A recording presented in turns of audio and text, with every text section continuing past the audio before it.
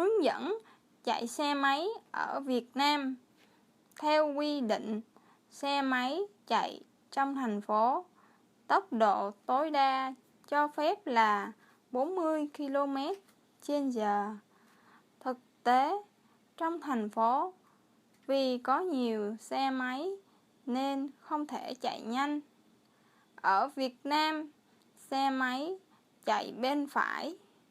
Trước khi rẽ phải hay trái thì phải bật đèn xi nhan tương ứng bên phải hoặc trái để báo hiệu cho người đi sau thông báo việc rẽ phải hay trái.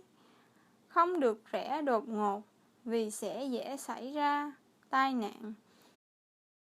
Ở Việt Nam, người đi xe máy thường chỉ chú ý phía trước, vì nếu khi chú ý phía sau thì sẽ dễ xảy ra tai nạn đụng xe máy đi trước. Khi chạy xe máy thì phải quan sát xung quanh, tránh chạy xe phía sau hoặc cập sát bên hông xe tải, xe buýt, taxi, rất nguy hiểm. Chúng ta hãy cùng nhau chú ý để lái xe an toàn.